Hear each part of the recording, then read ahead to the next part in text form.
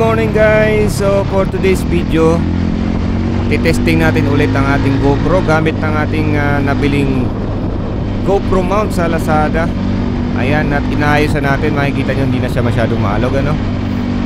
So ayun guys, so for today papasyal tayo papuntang Cafe Alicia dito, dun sa Pamplona banda unahan. So itong daan na to ay papuntang Tanhay. So sa bandang unahan may crossing doon papunta sa kanan, doon ang gawin papuntang Pamplona. So tara guys, samahan nyo ko, tayo mamasyal papunta doon. Alright. So ayan guys, at tayo liliko papuntang kanan. So ito yung daan papuntang Pamplona.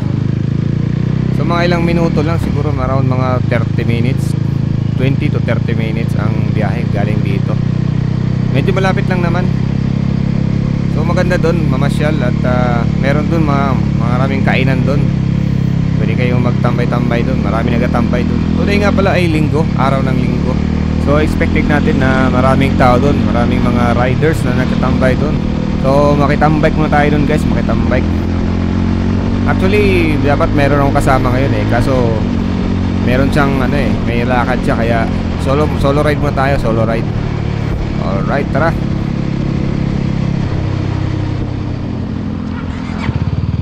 So guys, huminto muna tayo pansamantala kasi chinek ko muna yung GoPro kung okay ba yung kuha niya, kung hindi ba siya maalog. So far hindi naman siya maalog.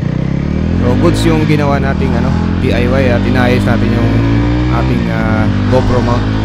And yung settings pala sa shutter speed inayos ko talaga. Ginawa ko na ng auto kasi sa unahan banda baka merong mga puno, may mga kulimlim. So para automatic na nag-a-adjust yung shutter speed niya. So ayan, binabaybay natin ang daan papunta sa Cafe Alicia. Wala pa tayo sa proper na Pamplona.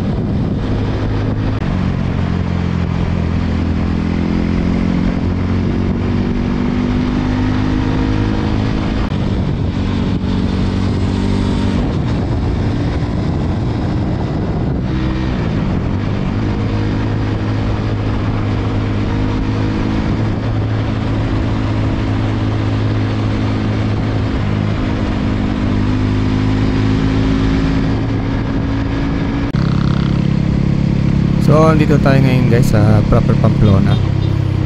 So shoutout dyan sa mga taga Pamplona, sa mga OFW din dyan na taga Pamplona. Shoutout sa inyo lahat guys.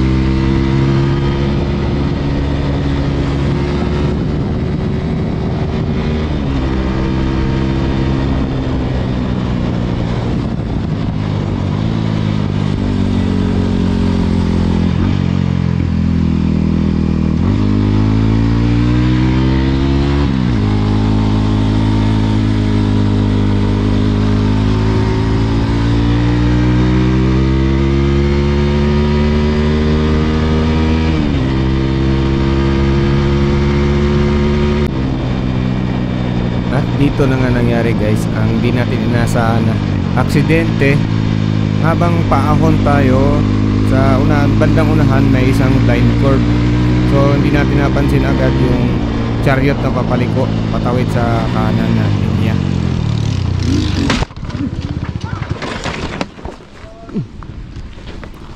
So yun na nga, bumangga tayo dun sa puweta ng chariot.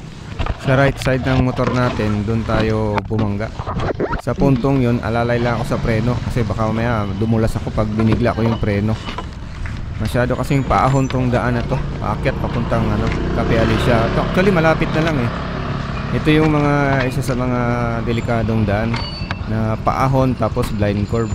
Buti na lang din at nakaiwas tayo kahit paano at hindi tayo tumumbok doon sa mismong chariot. Kung dumiretso man ako doon sa may kanan, pinilit ko, doon din kami mapapang-abot. So at that moment, presence of mind, so nag-decide ako na kumaliwa na lang kahit paano at nakaiwas tayo ng kaunti. Hindi masyadong grabe yung pagkatumba natin. At buti na lang din at meron tayong gears, safety gears. So kompleto tayo ng safety gears. So far wala namang nagasgas sa akin guys. So talagang natumba lang talaga ako pagkatapos ng banggaan. So yung mga parts ng ating fairings nagkalat sa kalsada. Asa ba ito? Kaswile. Ikatos wile.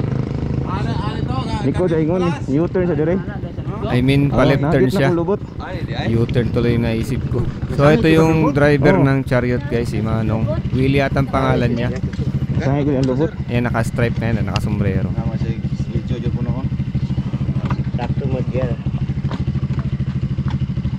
So sa puntong ito, sine-check natin kung okay ba yung gear niya, yung shifting niya, kung gumagana ba. At try natin pinandar. Nung una akala ko ayaw umandar. So good thing naman at umandar siya guys. So yan, na-observeran ko pa kung wala bang problema sa makina niya. Kung talagang yung fairings lang, yung headlight ang nagka-differential, nagkabasag-basag, tsaka nagka-misalign yung kanyang harapan. Yung bracket na misalign.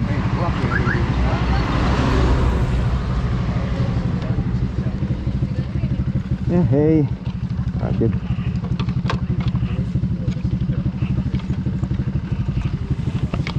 Dato yung gusto tagiya to. Ako gagawin pa ito para sige na kublikay jud.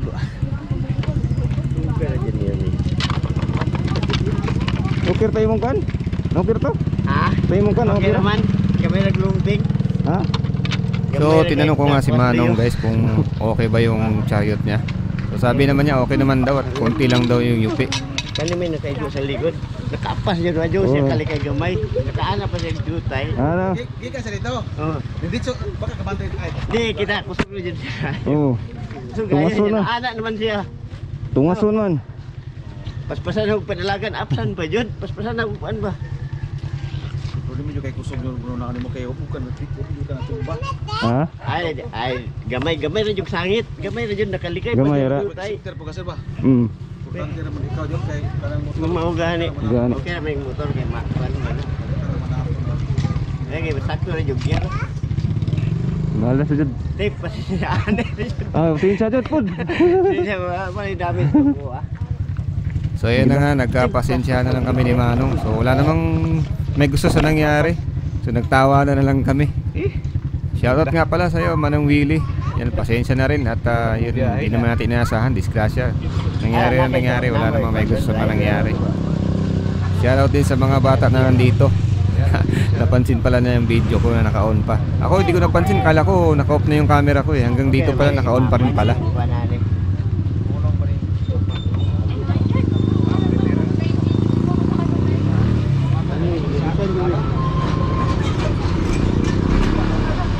Kompleto ba?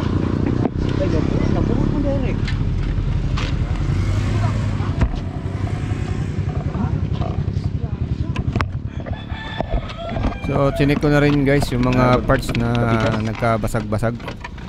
Tapos yung mga kumalat sa kalsada, pinulot ng mga bata at mga tao na nandyan. So maraming salamat nga pala sa mga tumulong sa inyo guys. So mapasalamat ako ng marami sa inyo.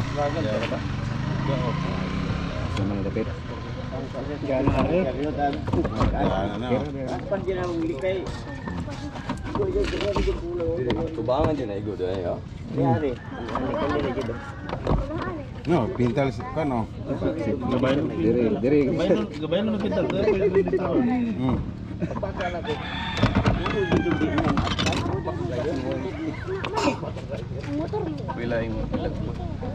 So double check ko kung may mga parts pa bang nagkalat para mabit-bit natin at maiayos at maikabit kung maaari pang ikabit.